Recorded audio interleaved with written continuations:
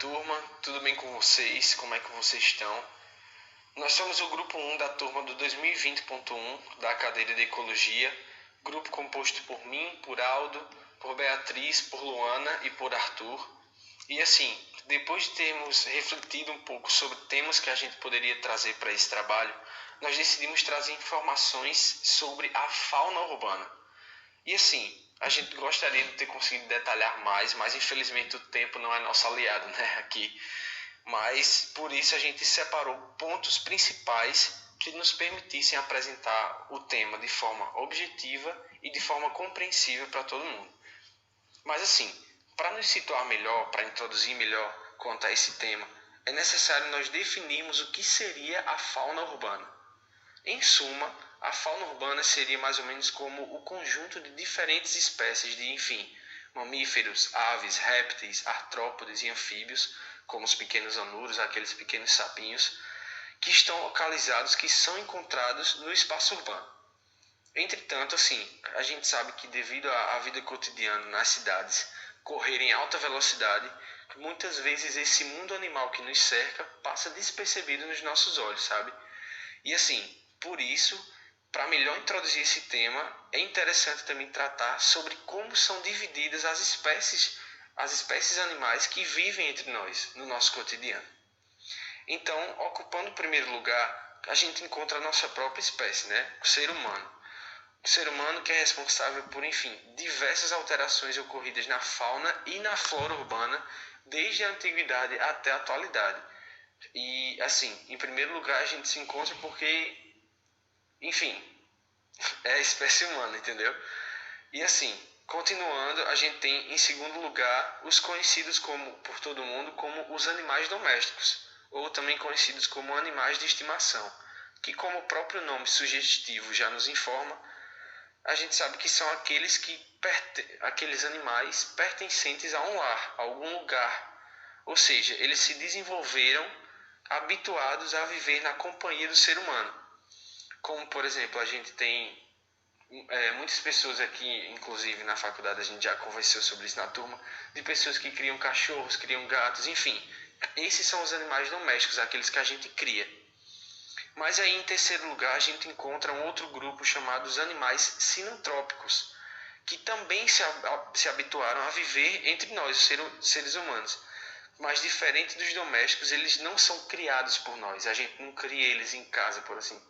Tem gente que cria também, mas, não são criados por nós. Eles são mais aqueles animais que vivem entre nós, mas às vezes a gente nem quer. Como, por exemplo, baratas, ratos, mosquitos, pombos.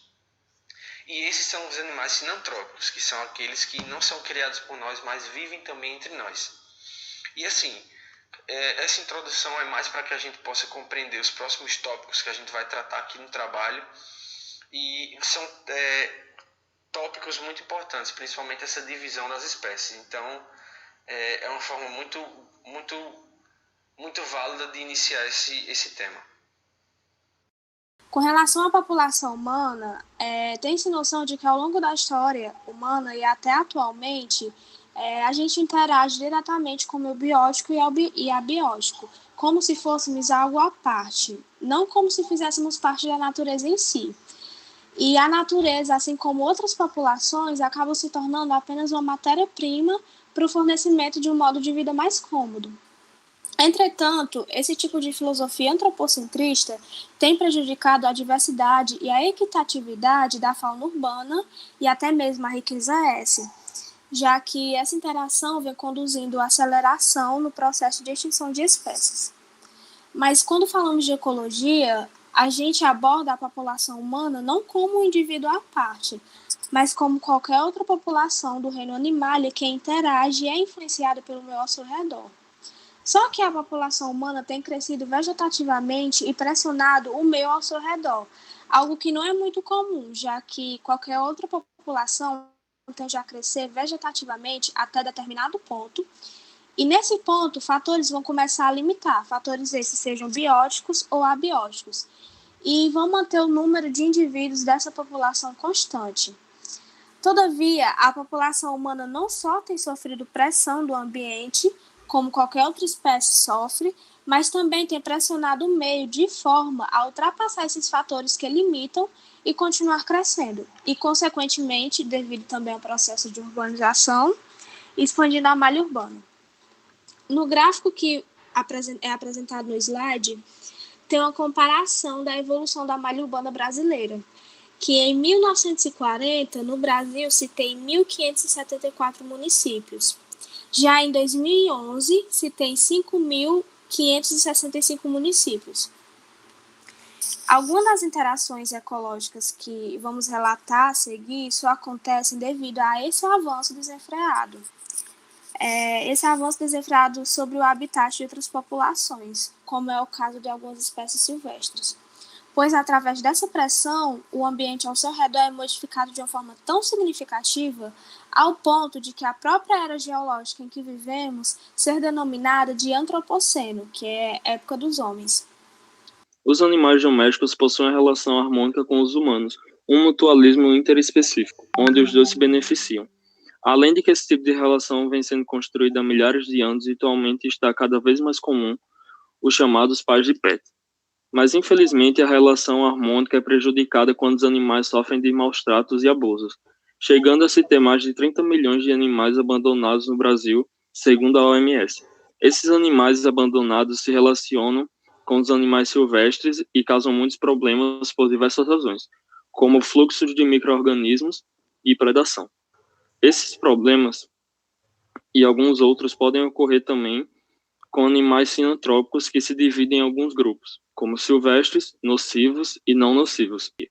Eles podem ser nocivos, como escorpiões, carrapatos e aranhas. É importante salientar que todos esses animais possuem um papel na natureza e no ambiente.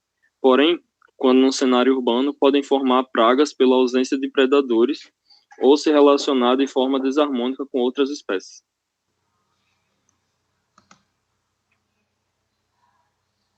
Por exemplo, nessa imagem, onde um cachorro foi picado por uma aranha marrom e causou todo esse ferimento.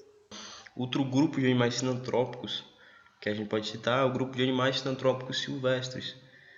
A interação entre animais sinantrópicos silvestres, animais domésticos e a população humana, ela tem sido cada vez mais recorrente devido à proximidade entre a malha urbana e o habitat dessas espécies, né? Aí entra a questão da expansão desordenada da malha urbana. Vamos lá. E essas interações recorrentes, elas se manifestam, né, no dia a dia do espaço urbano de diversas formas. São elas a mortalidade acidental, né? Onde a gente pode falar de atropelamentos. Segundo a Universidade de Lavras, cerca de 473 milhões de animais silvestres são atropelados por ano. Nós temos a questão de eletrocução, primatas que se utilizam da rede elétrica para se locomover, acabam sendo eletrocutados. Esse caso aqui em Sorocaba, São Paulo, o macaco morreu eletrocutado e o corpo ficou pendurado aí na rede elétrica. Se manifestam também através de zoonoses como a raiva, por exemplo, que infectam de humanos a selvagens e a domésticos, né?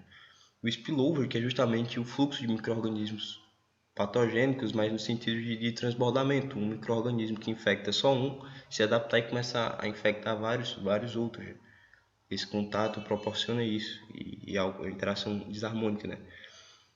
E até mesmo a questão da dinâmica populacional aí entra a caça a predação de animais silvestres por animais domésticos, que influencia no número de indivíduos da população de animais silvestres, da comunidade de animais silvestres, na verdade. Bom, vamos lá. O que a gente pode fazer olhando esse cenário? Bom, em relação a animais sinantrópicos silvestres, em relação a essa interação, nós temos setas. Setas são centros de triagem de animais silvestres, zoológicos e centros de conservação, que atuam recolhendo animais silvestres que foram atropelados e realizando seu tratamento. Zoológicos também atuam dessa forma, em alguns casos, e o centro de conservação, que atuam de forma diferente, com o objetivo de preservar espécies que, devido a esses processos, né, estão entrando em extinção. Bem, em relação às soluções para animais sinantrópicos nocivos, elas visam minimizar a interação com os seres humanos de forma simples através do conceito novo, o controle de pragas. sendo este um sistema que incorpora ações produtivas e corretivas sobre o meio urbano, com o intuito de impedir que os vetores de pragas urbanas possam gerar problemas significativos. Esse manejo integrativo, ele já é utilizado em áreas agrícolas de forma efetiva e viável. Já em animais domésticos, centros de zoonose são ótimas opções, visto que distribuem vacinas gratuitas, castração para a população de baixa renda. Temos as políticas de convênio com clínicas veterinárias para garantir a castração e atendimento ambulatorial e ONGs que resgatam e incentivam projetos de doações, visando reduzir o número de animais de rua. Além disso, temos ações educativas com o intuito de profissionalizar indivíduos e manter a consciência ecológica. Pode ir.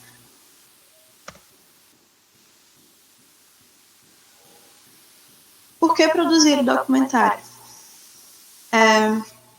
Uma pergunta simples que tem uma resposta tão simples quanto: se alguém não conhece as configurações de um problema ou mesmo não tem consciência da existência desse problema, não é possível solucioná-lo.